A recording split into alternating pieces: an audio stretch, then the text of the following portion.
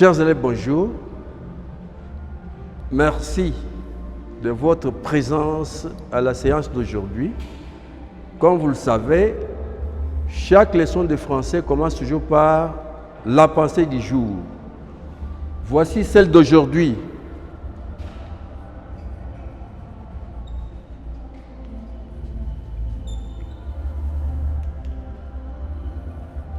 Mourir n'est rien.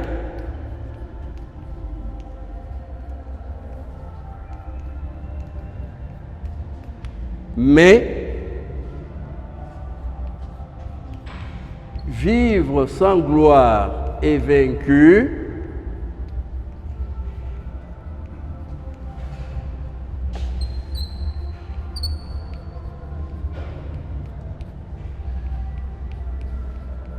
c'est mourir tous les jours.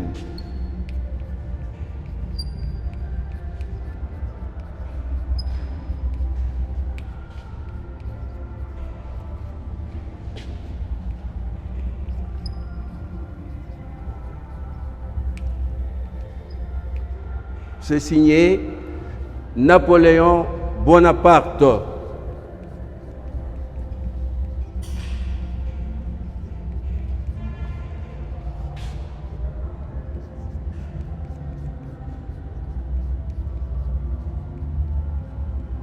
Chers élèves, comme toujours,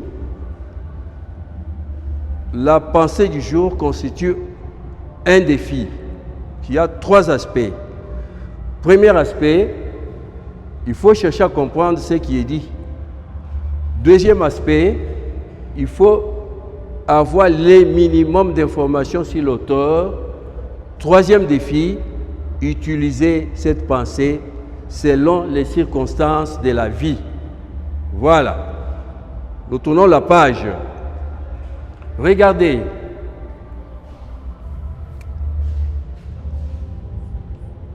Je vais écrire Noël.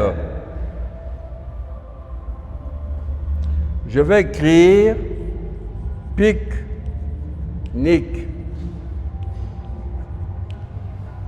Je vais écrire l'amour.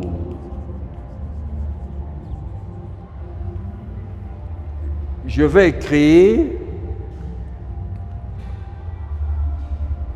l'espoir.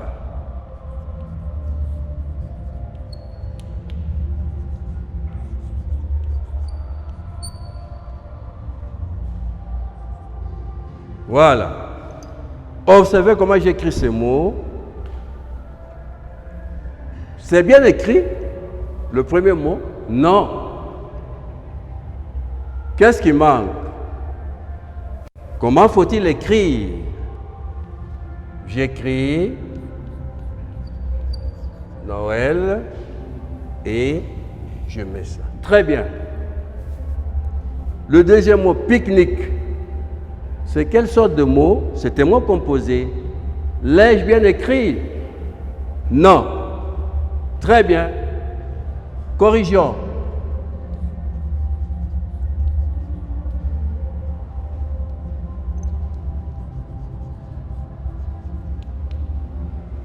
Le troisième mot, c'est amour. J'ai écrit le amour. Est-ce que j'ai bien écrit? Non. Corrigeons-le.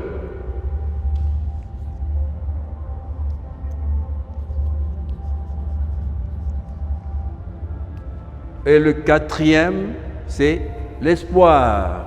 J'écris le espoir. Ai-je bien écrit? Non. Corrigeons-le.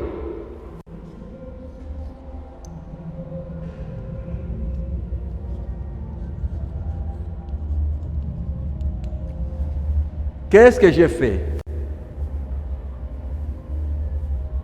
J'ai utilisé des signes orthographiques pour corriger ce mot.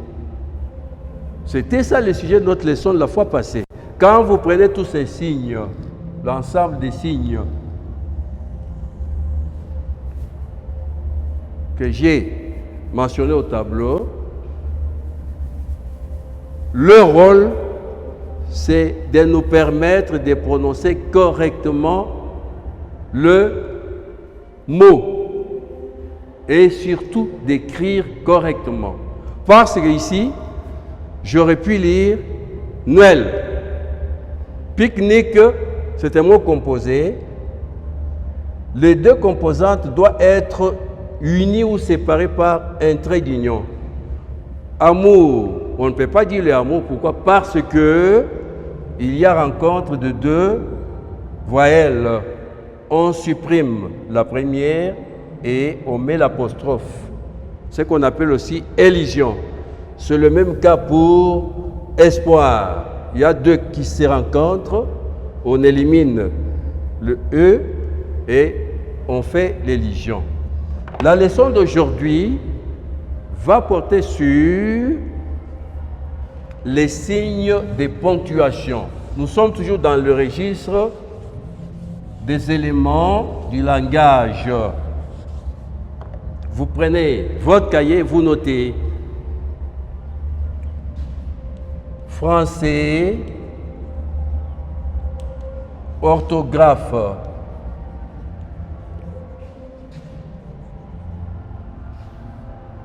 les éléments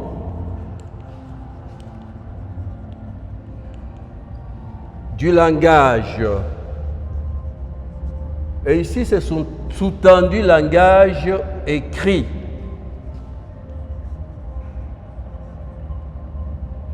Nous sommes au numéro 3. Nous mettons les signes de ponctuation.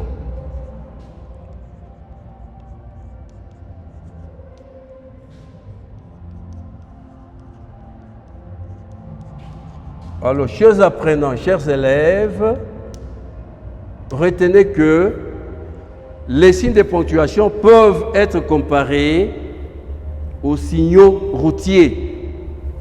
Ici, vous verrez un signal qui signifie interdiction de stationner. Là-bas, vous verrez notre signal qui veut dire attention, il y a une école à côté ici. Quelque part, vous verrez un signal qui dit rouler à 60 km, tout au plus. Et là-bas, on vous dira il y a un passage à niveau. Attention. Quels sont les signes de ponctuation que nous retrouvons en français? Le premier signe, c'est le point. Voici les différents signes de ponctuation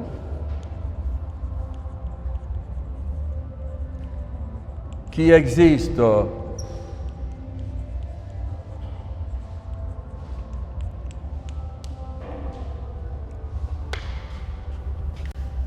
Nous avons le point.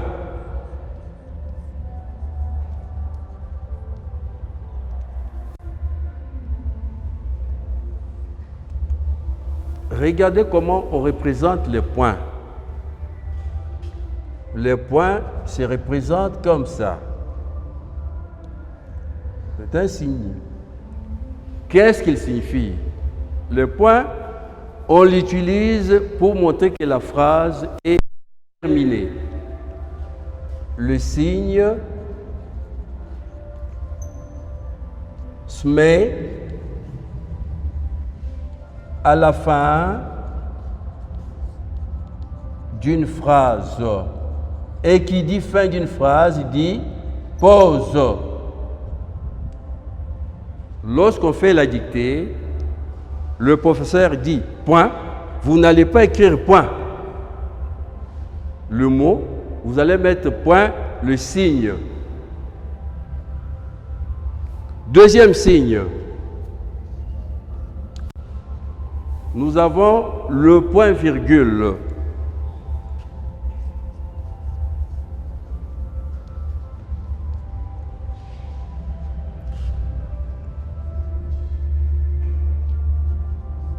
Le point virgule. Voilà comment il s'écrit. point et puis virgule. Quand est-ce qu'il s'emploie? Le point virgule s'emploie pour marquer une pause, mais une pause plus courte que celle qu'on marque avec le point.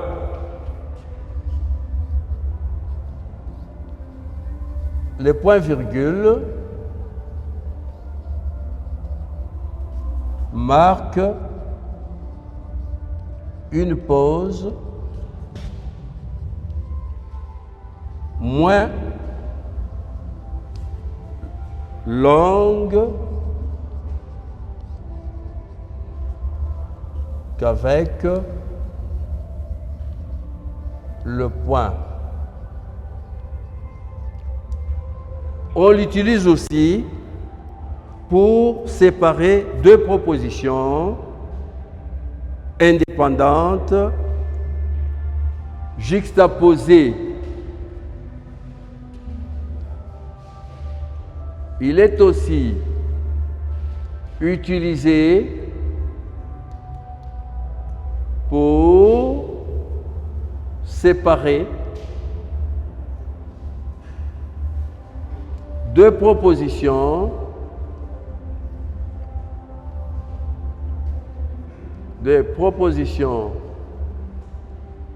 indépendantes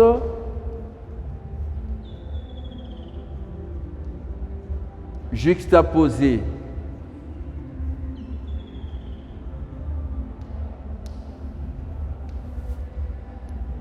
Trois, nous avons la virgule.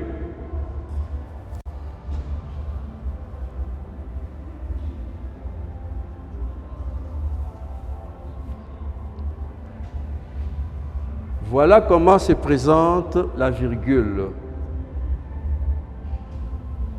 Quand est-ce qu'on emploie la virgule? La virgule s'emploie pour marquer une pause.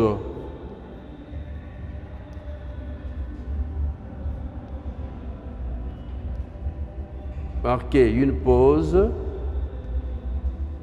plus courte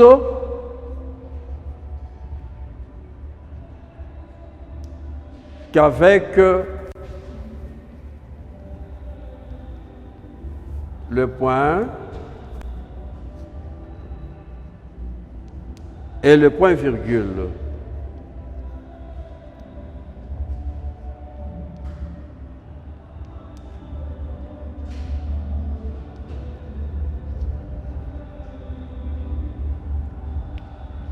Elle aussi peut séparer deux propositions indépendantes juxtaposées.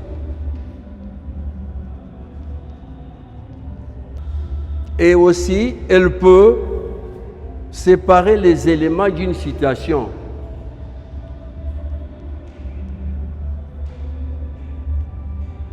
J'ai vu Pierre, Paul et Jean. Pierre, virgule, Paul, virgule, Jean. J'ai un livre, virgule, un stylo, virgule, et une latte.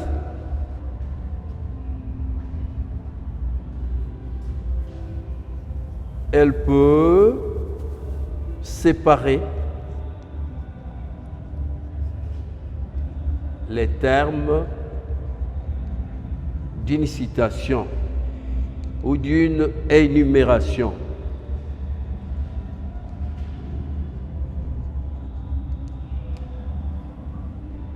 Quatre. Nous avons le tiré.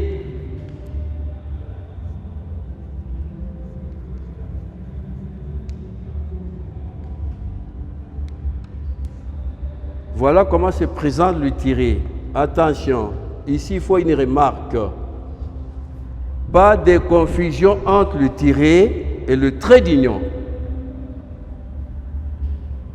Le tiré, dans le texte qui a une configuration de dialogue est utilisé lorsqu'il y a échange de paroles entre 2, 3, 4 interlocuteurs. Il précède la prise de parole par un interlocuteur dans un dialogue.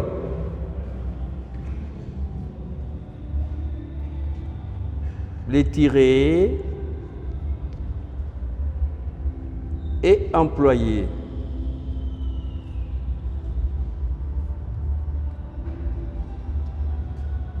Pour marquer la prise des paroles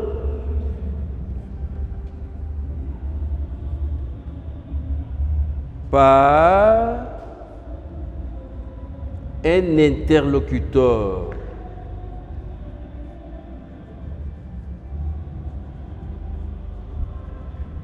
Dans un dialogue.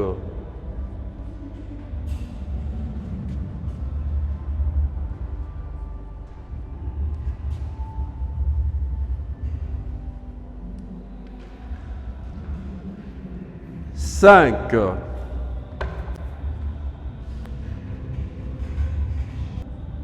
Le point d'interrogation.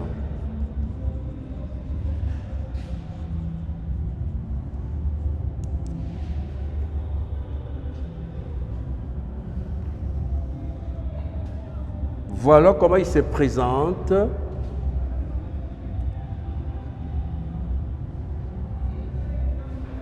Quand peut-on employer le point d'interrogation? On l'emploie dans une phrase qui est à la forme interrogative, quand on pose une question. Mais ici, il faut faire attention. Le point d'interrogation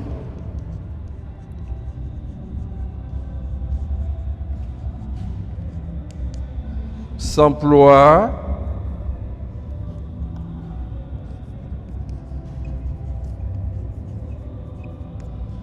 pour marquer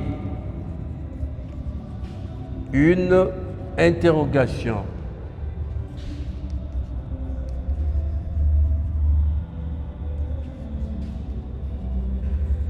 Une question, un questionnement. Mais attention, dans des questions formulées de cette manière, citées, on ne met pas de points d'interrogation. Énumérées, on ne met pas de points d'interrogation. 6. Nous avons le point d'exclamation.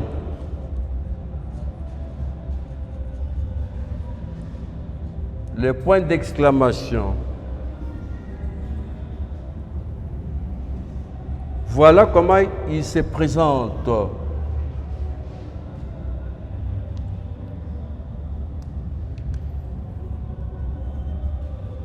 Quand est-ce qu'on l'emploie? On emploie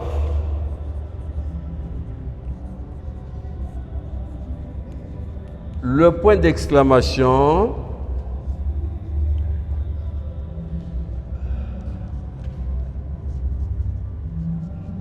pour exprimer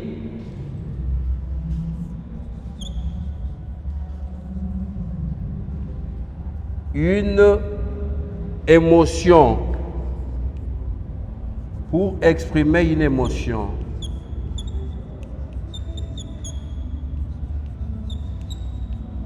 C'est-à-dire un sentiment intense.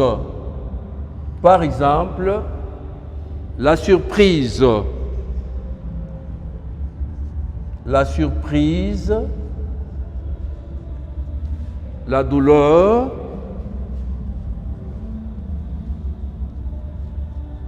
l'étonnement,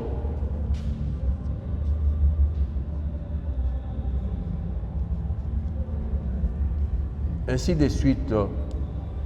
On l'emploie aussi toujours devant l'interjection. Il se place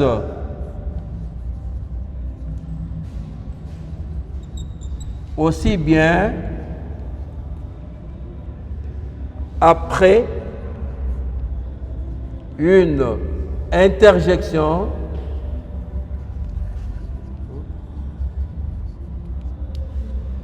qu'après un verbe au mode impératif.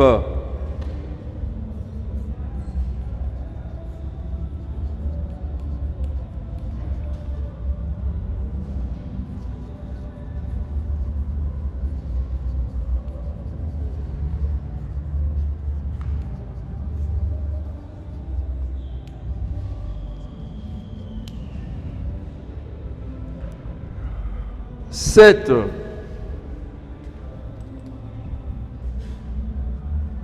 Nous avons les 2 points.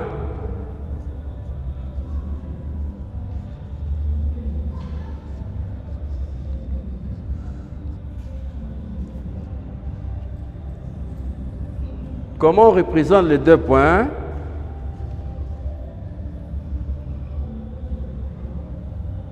L'un au-dessus de l'autre.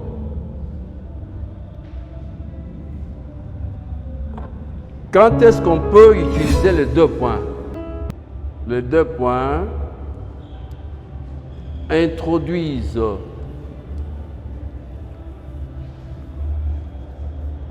une citation ou une explication.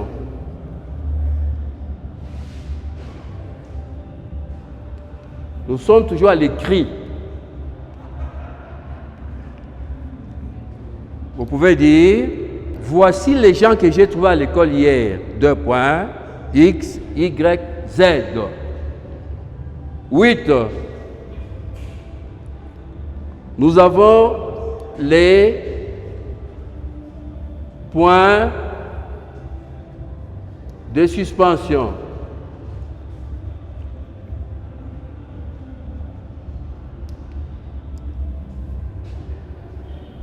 Comment ils se présentent? Ils sont toujours à 3, pas à 4, pas à 5, pas à 10. Nous avons 1, 2, 3. Rien que ça. Ils expriment quoi? Ils expriment le fait que si c'est devant, si c'est au commencement d'une phrase, qu'il y a des éléments précédents qui ne sont pas cités. Si c'est à la fin, qu'il y a des éléments qui suivent qui n'ont pas été cités. Les points de suspension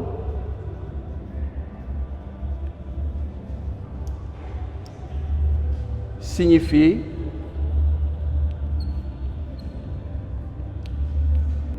qu'il y a des éléments, non cités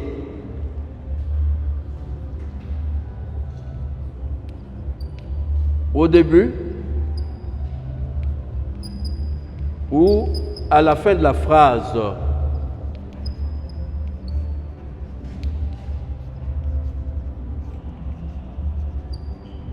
Nous terminons par les guillemets.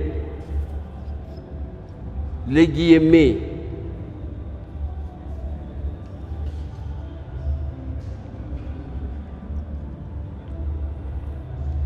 Voilà comment se présentent les guillemets. Ils s'accompagnent souvent de 2 points, mais pas toujours. Les guillemets s'emploient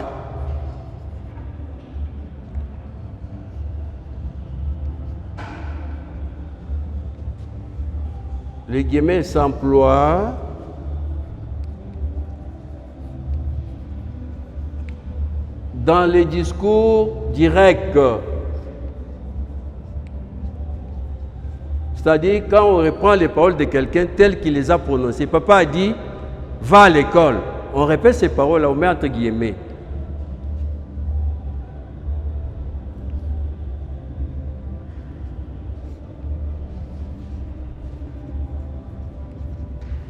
Discours. Dans ces cas, il s'accompagne de 2 points. Papa a dit 2 points, va à l'école. Ça sont les paroles de papa telles qu'il les a prononcées.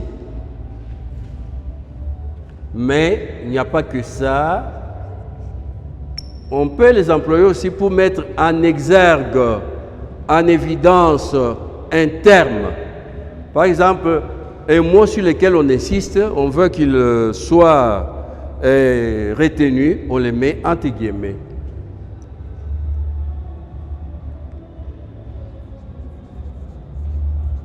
Pour mettre en évidence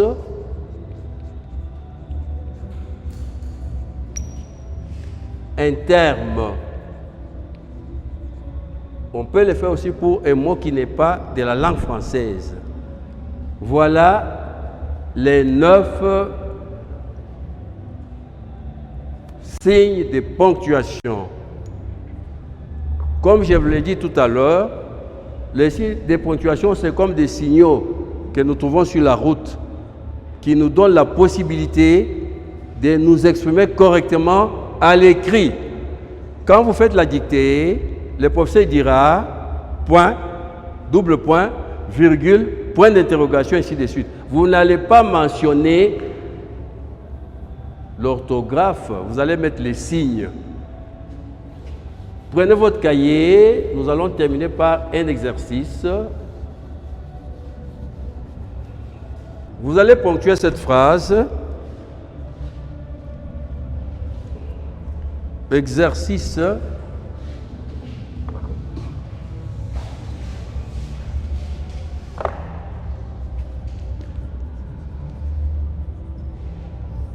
Ponctuer correctement ces phrases.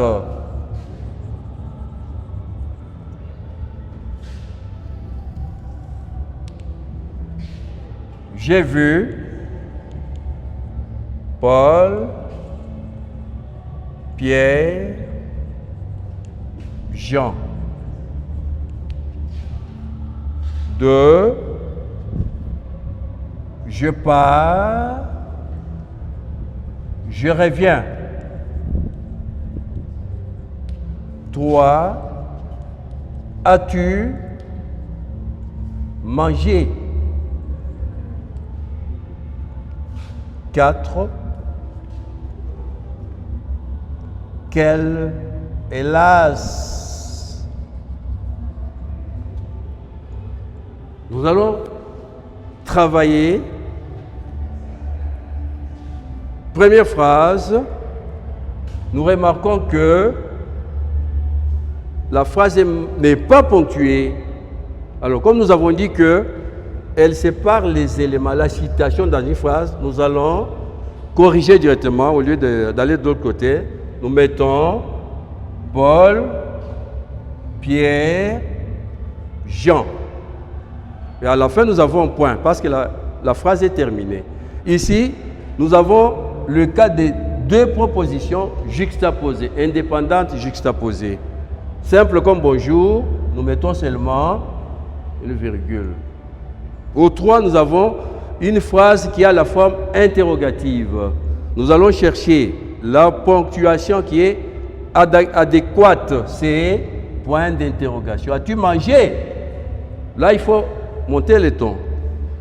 Ici, c'est une interjection qui exprime le chagrin, le regret, la douleur. Douleur pas physique, mais morale.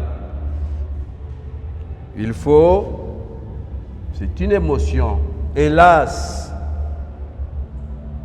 Voilà. Nous allons terminer par un petit devoir. Devoir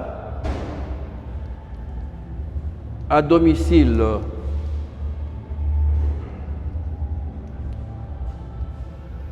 ponctuer correctement.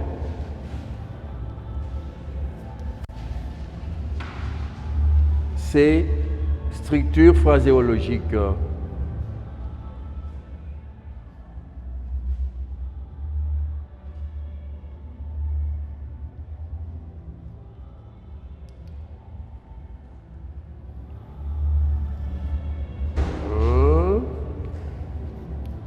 Ça, c'est une douleur physique.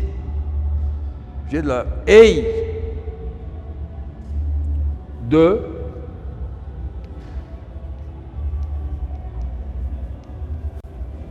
Êtes-vous content? 3. Je m'en vais. Vous observez très bien. Je m'en vais. 4.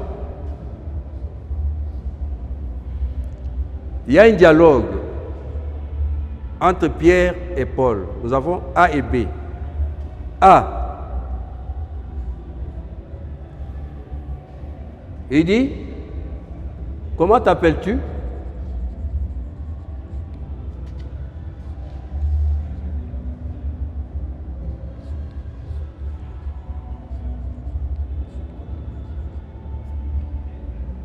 Et B répond, vous observez très bien, début, fin. B répond, je m'appelle